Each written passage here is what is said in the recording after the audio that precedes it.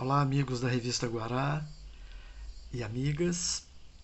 É, a crise que está acontecendo nos Estados Unidos com o fechamento do Silicon Valley Bank nos Estados Unidos está deixando todo mundo apavorado. E é para estar mesmo. Ponham a barba de molho.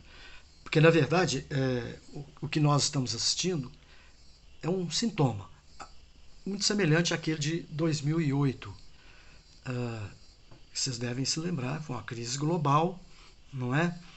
E de lá para cá, as economias conseguiram dar uma recuperada e tal, mas vocês estão vendo aí a crise da Ucrânia, que na verdade ela envolve questões geopolíticas, tudo por uma questão muito simples, a redivisão global do mundo em mercados. As grandes potências estão lutando e não é inevitável que nós caminhemos para uma guerra de proporções globais se essa redivisão do globo, do mercado mundial, não for feita através de negociações comerciais. Pois bem, esse banco é um banco voltado para o segmento de startups.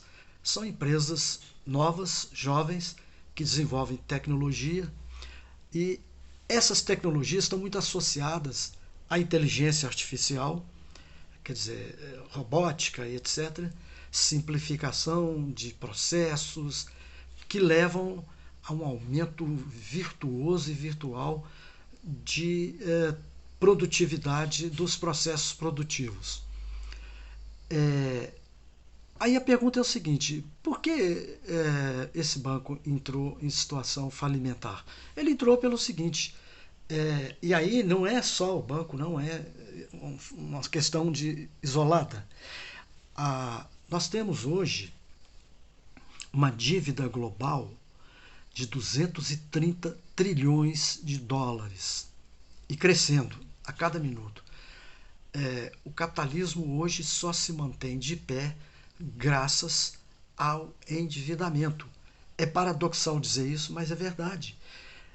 Se por um lado nós temos uma dívida de 230 trilhões, do outro lado nós temos ativos globais da ordem de 340 trilhões. Então, esses ativos representam o excedente financeiro, econômico, né, das grandes empresas, das grandes famílias, dos grandes bancos. E esses 340 bilhões, deles, 230 vai para financiar as empresas, incluindo essas startups, e famílias, empresas tradicionais, governo. Né? Então, vamos imaginar o seguinte: a dívida é uma ameaça? E não é. Quando está tudo correndo bem, quando o capitalismo está crescendo, ótimo. Você toma dinheiro emprestado porque você vai investir, vai produzir. As famílias tomam dinheiro emprestado para consumir e vai dando vida ao processo de acumulação de capital. Mas quando a renda não cresce, as famílias não consomem, aí o bicho começa a pegar. Porque a questão é muito simples. 340 trilhões. Dinheiro parado, títulos, não geram riqueza. Ela precisa passear, ela precisa se movimentar.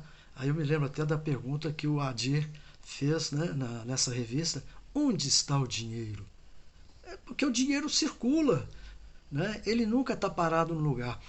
Agora, essa diferença mostra, por um lado, que nós temos aproximadamente 100 trilhões estocados no mundo inteiro, nos paraísos fiscais, no Federal Reserve Bank, no Banco Alemão, Federal Alemão, no Banco Central aqui no Brasil, nos próprios bancos privados, né? Esses 100 trilhões estão aí, estocados, simplesmente porque não tem aonde aplicar, não tem aonde investir. E não tem pelo seguinte motivo: o capitalismo ele precisa acumular. E para acumular, ele leva à exploração do trabalho, à geração, nós chamamos de mais-valia. Então, a riqueza que é produzida, ela não é distribuída.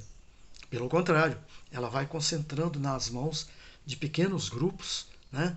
Há estudos que mostram que 19 conglomerados empresariais, em todas as áreas, detêm 70% da riqueza mundial. Então, a contrapartida desse acúmulo de riqueza é a pobreza, é a queda na renda, é o endividamento das famílias. Bom, as famílias podem endividar, e de fato endividam, mas tudo tem um limite, né? Então, essa crise é exatamente isso. As famílias se endividam, as empresas se endividam e chega um momento que elas não conseguem pagar a dívida.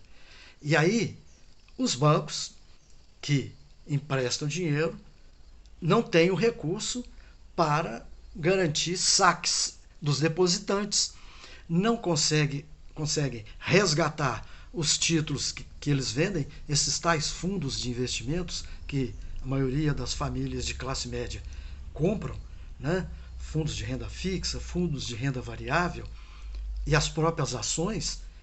Se as empresas não têm recursos, não têm lucratividade, elas não conseguem pagar os seus compromissos, né, desses investidores. Então há uma corrida atrás dos bancos. E o perigo é que quando quebra um banco desse porte, isso cria um pavor. É como uma onda. As pessoas vão correr atrás, vão querer sacar as suas reservas, e se todo mundo fizer isso ao mesmo tempo, os bancos não terão os recursos suficientes e vão à bancarrota. Então é o seguinte, eu estava dizendo que essa crise ela é uma crise sintomática da própria crise de acumulação do capitalismo. Porque as próprias startups que geram tecnologia, elas são geradoras de desemprego. As empresas que adotam novas tecnologias, processos produtivos robotizados, e hoje com o uso da inteligência artificial, vão excluindo empregos, vão acabando com os empregos. Há estudos que mostram que por volta de 2040, 55% dos cargos de empregos vão desaparecer. Não é que vai desempregar, não. Vão literalmente desaparecer. Serão substituídos por máquinas robotizadas. Muito bem. Mas o capitalismo precisa vender. Se não tem emprego, quem vai consumir? Robô?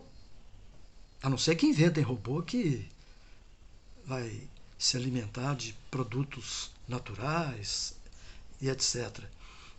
Não só de energia, mas vão virar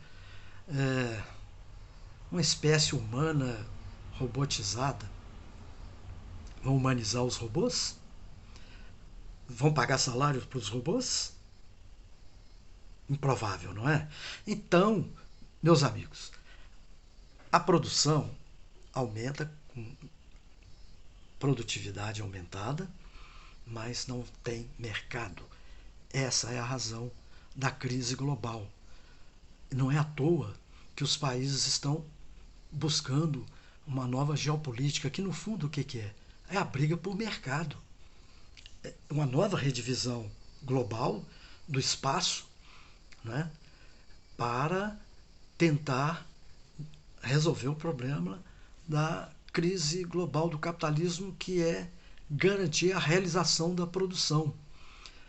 E, olha, o capitalismo só se mantém de pé graças ao endividamento das famílias e dos governos, principalmente, e das empresas.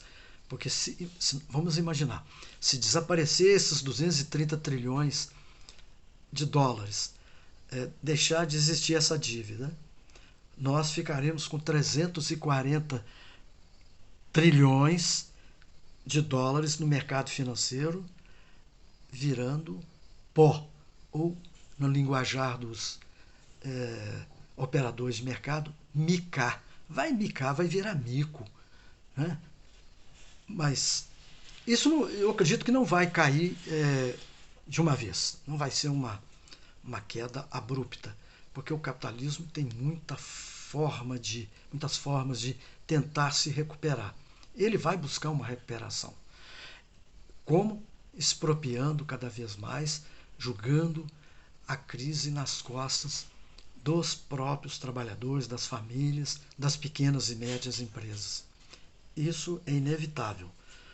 Uh, Nós corremos o risco mesmo de caminharmos para soluções impensadas, porque quando a crise econômica não se resolve na diplomacia, ela se resolve na guerra, é com a arma. A história nos mostra isso. Até lá, vamos pensar e vamos tentar encontrar caminhos. Saudações.